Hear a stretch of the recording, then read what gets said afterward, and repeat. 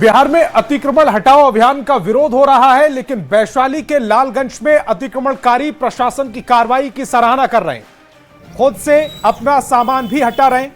खास बात यह है कि नगर परिषद आम लोगों के साथ साथ नगर परिषद के कर्मियों पर भी बुलडोजर चला रही है। दरअसल लालगंज नगर परिषद क्षेत्र में अतिक्रमण के विरुद्ध प्रशासन ने एक बार फिर सख्त रुख अपनाया और भट्टी पोखर स्थित अतिक्रमित का सरकारी भूमि को मुक्त कराने के लिए बुलडोजर चलाकर अतिक्रमण हटाया। नगर परिषद की इस कार्रवाई का मकसद सुव्यवस्थित वेंडिंग जोन का निर्माण करना है। फल फूल सब सरकारी जमीन पे है। आप लोगों को अलग क्वार्टर मिला हुआ है, घर अलग है। आप लोग यहाँ क्वार्टर मिला था, आप लोग सरकारी? हाँ, क्वार्टर मिला था, इसमें ड्यूटी करते थे, रहते थे। तो सरकारी क्वार्टर, सरकारी जमीन जी। अभी टूट रहा है। कितने दिन से आप लोग रह रहे थे?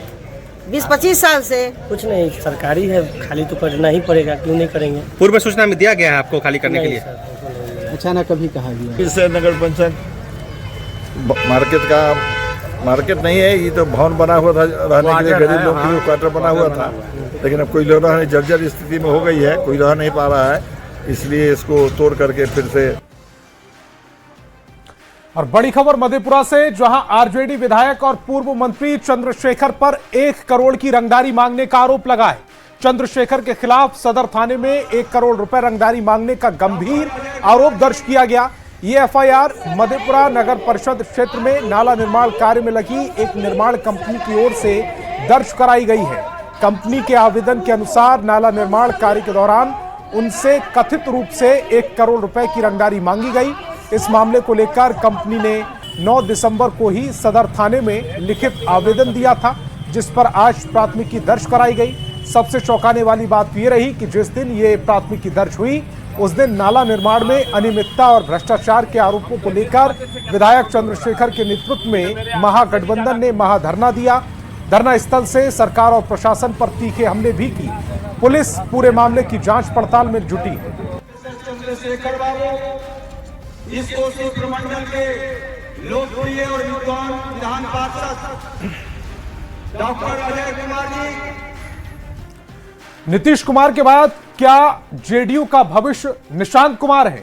इस बात की चर्चा एक बार फिर तब तेज हो गई जब संजय झा ने बयान दिया कि आरजेडी का नेक्स्ट जनरेशन तैयार है। संजय झा के इस बयान के बाद बिहार में सियासत में हलचल तेज हो गई और इस बयान के मायने खोजे जाने रहे। चिंता मत कीजिए, इस पार्टी के बारे में कोई चिंता करने की जरूरत नहीं है। बिल्कुल, संजय झा जी अब राष्ट्रीय कार्यकारी अध्यक्ष हैं और कर रहे हैं, तो निश्चित रूप से जनरेशन तैयार होगा, तो इसमें कौन सी बड़ी बात है। और तैयार होना भी चाहिए जदयू को आगे और बढ़िया करने के लिए। निश्चित रूप से इसके पहले भी उन्होंने एक बयान दिया था एयरपोर्ट पे माननीय मुख्यमंत्री जी के सुपुत्र के विषय में। कहीं न कहीं वो उसके तरफ ही इशारा कर रहे हैं और निश्चित रूप से अगर निशान जी की तरफ इशारा कर रहे हैं तो हम लोग भी इसका स्वागत करते हैं। जदयू के कार्यकारी अध्यक्ष की बातों से लग रहा है कि नीतीश कुमार जी के सुपुत्र निशान जी भी अब पॉलिटिक्स में आ रहे हैं। बिहार युवा प्रदेश है और युवा नेता की जरूरत है। निशान जी आए और अपनी पार्टी में जो करप्शन है, अपनी पार्टी की जो गंदगी है, उसको साफ करें। दूसरी पीढ़ी भी जनता दल यू का तैयार है। यह स्वागत योग्य और आम कार्यकर्ताओं के दिलो जान को छूने वाला है। न और त यह सूट करता है। कुमार शब्द अगर उसमें लगा हो तो सूट करता है। वह भविष्य की राजनीति जो जनता दल यू का होगा, जो देश और दुनिया में चर्चित होगा, तो वह शब्दावली निश्चित रूप से हमारे लिए महत्वपूर्ण है। इस वक्त की एक बड़ी खबर मिल रही। लालू प्रसाद और मीसा भारती दिल्ली रवाना हुए। मीडिया के सवालों पर उन्होंने हालांकि कुछ भी बोलने से इनकार कर दिया। तो लालू प्रसाद और मीसा भारती दिल्ली के लिए रवाना हो गए। तस्वीर इस समय आपकी टेलीविजन स्क्रीन पर है। मीडिया के सवालों पर लालू प्रसाद ने कुछ भी बोलने से इनकार कर दिया। वो कार से निकले, व्हीलचेयर पर बैठे और इस दौरान मीसा भारती उनके साथ इन तस्वीरों में नजर आई। लेकिन जब लालू प्रसाद यादव से मीडिया कर्मियों ने बातचीत करने की कोशिश की तो उन्होंने कुछ भी कहने से मना कर दिया। इन तस्वीरों में आपको लालू प्रसाद नजर आ रहे होंगे, कार्यकर्ता आरजेडी के नजर आ रहे होंगे और साथ ही साथ कुछ मीडिया हाउसेस के आईडी भी नजर आ रही होंगी और लालू प्रसाद यादव की बगल में उनके बाजू में खड़ी हुई मीसा भारती भी इन तस्वीरों में नजर आ रही होंगी। दिल्ली रवाना हो रहे थे दरअसल लालू प्रसाद यादव और मीसा भारती। इसी दौरान मीडिया ने उनसे बातचीत करने की कोशिश की, लेकिन लालू प्रसाद यादव ने इनकार कर दिया, मना कर दिया। और दिल्ली से बड़ी खबर मिल रही है, राजनाथ सिंह से नितिन नवीन मिले हैं। राजनाथ सिंह के आवास पर यह मुलाकात हुई, राजनाथ सिंह से उन्होंने आशीर्वाद लिया है। तो बड़ी खबर इस समय बीजेपी के नए राष्ट्रीय कार्यकारी अध्यक्ष नितिन नवीन की ये तस्वीरें, राजनाथ सिंह के साथ मुलाकात की, राजनाथ सिंह के आवास पर यह मुलाकात हुई है। राजनाथ सिंह से उन्होंने आशीर्वाद लिया है मिलकर। तस्वीरें इस समय आप देख पा रहे हैं।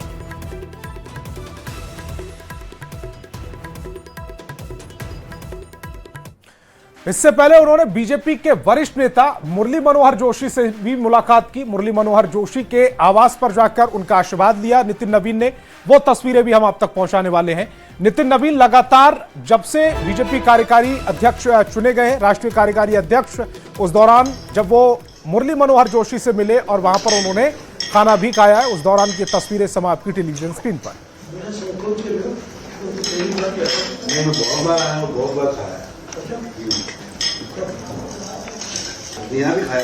तो नितिन नवीन को बीजेपी का कार्यकारी राष्ट्रीय अध्यक्ष बनाए जाने पर कांग्रेस नेता ऋषि मिश्रा ने बड़ा बयान दिया। उन्होंने कहा कि बीजेपी के इस फैसले से अन्य दलों को सीख लेनी चाहिए। जात पात की राजनीति से ऊपर उठना जरूरी है, सिर्फ गाली देने से कुछ नहीं होगा। गांधी के रास्ते पर चलकर युवाओं को साथ लेकर सबको समान महत्व देना होगा, तभी राजनीति में आगे बढ़ा जा सकता है। वर्किंग प्रेसिडेंट बनाया है, युवा नेता को हम लोग एक साथ असेंबली में थे, उसके लिए उनको हार्दिक बधाई।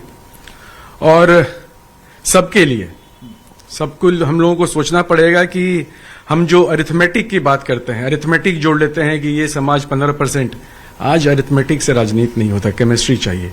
वोटर्स के बीच में भी केमिस्ट्री बन चुका है और पार्टियों को अपने अंदर में भी बनाना पड़ेगा केमिस्ट्री। जात धर्म से ऊपर उठना पड़ेगा। राहुल गांधी जो बोलते हैं, महात्मा गांधी जी जो बोलते हैं कि, और अम्बेडकर साहब ने जो बोला है कि वंचित को आवाज दीजिए लेकिन किसी को गाली मत दीजिए।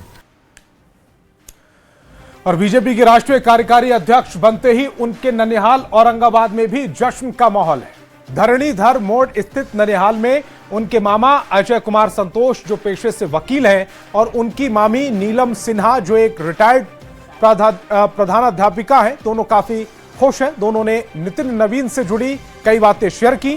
उनकी मामी ने बताया कि नितिन को उनके हाथ का बना मटन और असली का लड्डू काफी पसंद है, अलसी का ये लड्डू जो काफी पसंद है। यही वजह है कि जब कभी भी औरंगाबाद या इसके आसपास उनका दौरा होता है तो फोन कर मामी को मटन बनाकर रखने को कहते हैं। वे आते ही वो आते भी हैं और मन भरकर मटन खाते भी हैं, उसकी तारीफ भी करते हैं। वहीं उनके मामा ने बताया कि सिर्फ नितिन ही नहीं, उनके पिता नवीन किशोर सिन्हा भी काफी सौम्य और सुलझे हुए व्यक्ति थे। औरंगाबाद का मटन उनको बहुत पसंद है। आपके हाथ का? हाँ, हमारे हाथ का तो जरूर पसंद करते हैं। हम उनके बहुत फेवरेट है, बस जान जाइए, हम मामी में बहुत फेवरेट है उनके, हमको बहुत पसंद करते हैं वो, इसमें कहीं कोई दो मत नहीं है। अभी हाल फिलहाल हमारी ननद भी थी तो भी हमको बहुत मानती थी। नहीं था कि हम भाभी हैं उनके तो हमारे से किसी तरह का उनका मन मुटाव हो, ऐसा नहीं था। बहुत ज़्यादा हमको मानती थी वो, अपनी छोटी बहन की तरह ही। तो वो जब आए पटना से, जब निकले तो मामी को फ़ोन किया कि मामी हमारे लिए मटन बना के रखिएगा।